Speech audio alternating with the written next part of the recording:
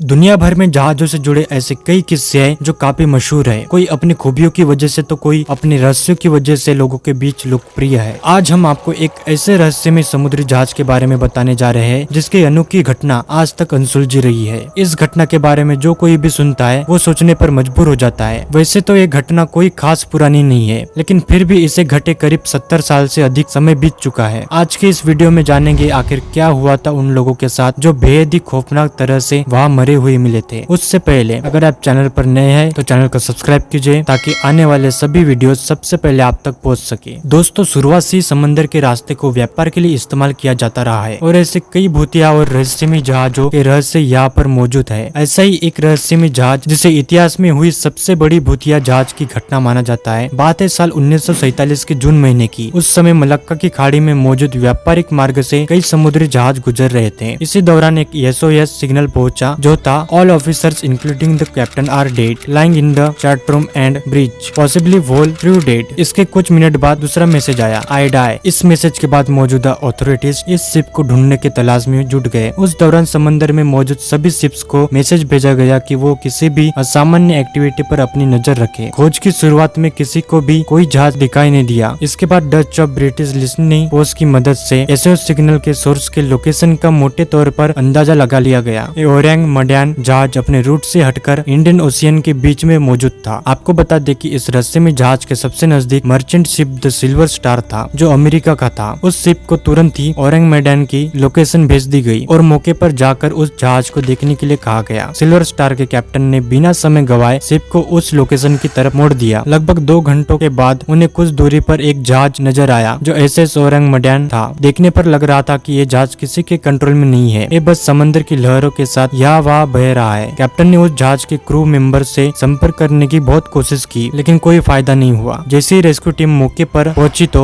जहाज का मंजर देखकर उन सबके रोंगटे खड़े हो गए। उन्होंने देखा कि शिप की डेक पर सारे क्रू की लाशें पड़ी हुई है। सभी की सभी लाशें अजीब अवस्था में थी, आंखें खुली हुई, मुंह खुला हुआ, चेहरे पे खौफ और हाथ पैर ऐसे जैसे वो अपनी जान बचाने के लिए किसी से खुद को बचाते हुए वैसे ही जम गए हो। शिप में मौजूद कुत्ते तक की लाश ऐसी भयानक तरह से जमी हुई थी। जहाज को अच्छी तरह देखने पर कैप्टन की लाश ब्रिज पर और बाकी ऑफिसर्स की लाशें बिलोंग और चैट रूम में पाई गई। वो रेडियो ऑपरेटर जिसने SOS सिग्नल भेजा था उसकी लाश रेडियो पोस्ट पर ही पाई गई। सभी लाशों के एक्सप्रेशन एक ही जैसे ही थे। उनके हाथ पैर एक जैसी अवस्था में थे, जैसे सब किसी दर्दनाक मौत का शिकार हुए हो। इन लोगों की मौत का कारण पता नहीं चल पाया। शिप में कोई भी डैमेज नहीं हुआ, न ही किसी भी लाश में चोट का निशान पाया गया था। ये लाशें बहुत तेजी से खराब होने लगी, डिकम्पोज होने की आम रफ्तार से कई गुना तेज। ये एक लौती अजीब चीज नहीं थी जो टीम ने नोटिस की, बल्कि सिल्वर स्टार्स के क्रू ने महसूस किया कि वहाँ का तापमान 37 सेंटीग्रेड से ज्यादा था। लेकिन शिप में एंटर होते ही तापमान में भारी परिवर्तन देखा गया था। उन्होंने जब जहाज पर चढ़कर देखा तो वहाँ का टेम्परेचर 4 डिग्री सेंटीग्रेड था, जो अपने आप में बेहद ही रहस्यमय था। कैप्टन ने शिप को टो किया और किनारे की ओर बढ़ने लगे, लेकिन अचानक शिप के बेस से धुआं उठने लगा। क्रू ने जल्दी से रस्सी काटी। तुरंत ही ओरंग मैदान से बहुत बड़ा विस्फोट हुआ। जहाज के टुकड़े हो गए और वो हमेशा के लिए इंडियन ओशियन की गहराइयों में समा गया और उसके बाद फिर कभी नहीं देखा गया। किस्मत से सिल्वर स्टार के किसी भी मेंबर को इस ब्लास्ट से कोई भी चोट नहीं लगी, न ही एक्सप्लोजन के समय उस जहाज पर कोई मौजूद था। साल 1952 के मई महीने में ये स्टोरी ऑफिशियली रिपोर्ट की गई। इसके बाद लोगों ने इस शिप के बारे में सवाल करना शुरू कर दिया और इसके साथ ही तरह तरह की थ्योरी सामने आई। कुछ लोगों के अनुसार एक गवर्नमेंट के द्वारा किया गया एक खुफिया एक्सपेरिमेंट था जो पूरी तरह से फेल हो गया था। कुछ लोग इस घटना के पीछे रहस्यमय शक्तियों को जिम्मेदार बताते हैं, तो वही कुछ लोगों का मानना था कि वहाँ प्राकृतिक गैसों का एक बादल बन गया था जिसकी वजह से जहाज के सभी क्रू सदस्य मारे गए थे और जहाज में भी आग लग गई थी। इस शिप के बारे में दुनिया में कभी भी कोई मैरीटाइम रिपोर्ट अवेलेबल ही नहीं थी, जिसकी वजह से लोगों ने ये सवाल भी उठाए कि ओरंग मैदान सचमुच में एग्जिस्ट भी करता था। कुछ लोगों ने अनुमान लगाया कि ओरंग मैदान दरअसल स्मगलिंग ऑपरेशंस करता था, इसलिए इस शिप का कोई रिकॉर्ड अवेलेबल ही नहीं है। सिल्वर स्टार्स के क्रू ने भी उस जहाज में पोटेशियम साइनेट और नाइट्रेट ग्लिसरीन जैसे हार्मफुल सब्सटेंस देखे थे। जर्मन ऑथर ऑटो मेल्क ने साल 1954 में इस केस पर रिसर्च की। उनके अनुसार समंदर का पानी शायद जहाज के कार्गो में एंटर हो गया था, जिसने पोटेशियम साइनाइड के साथ रिएक्ट करके हार्मफुल गैस रिलीज की और लोगों की जान चली गई। लेकिन इस थ्योरी में भी काफी कमियां थी। सबसे पहले, अगर किसी भी शिप्स में हार्मफुल सब्सटेंस मौजूद था तो उसे बोट छोड़ने ही नहीं दिया जाता, क्योंकि उस दौरान भी सिक्योरिटीज काफी स्ट्रिक्ट थी। दूसरी कमी ये, अगर पोटेशियम साइनाइड की वजह से गैस रिलीज हुई थी तो शिप का डैग ओपन था, तो गैसेस हवा में चली जानी चाहिए थी और इससे सभी मेंबर्स की जान जाना संभव नहीं था। इस वजह से उस जहाज के ब्लास्ट का कारण भी अज्ञात था। ज्यादातर लोगों को आज तक लगता है कि ये भूतिया जहाज था। इसका मतलब ये जहाज किसी जमाने में एग्जिस्ट करता था, लेकिन किसी दुर्घटना में ये डूब गया और फिर 1947 में लोगों को भूतिया जहाज के रूप में नजर आया। दोस्तों, आपकी क्या राय है इस शिप के बारे में? क्या हुआ होगा उन लोगों के साथ, या फिर एक कोई काल्पनिक कहानी है? कमेंट सेक्शन में जरूर बताएं और वीडियो को लाइक करना ना भूले। मिलते हैं अगली वीडियो में, तब तक के लिए अलविदा, जय हिंद।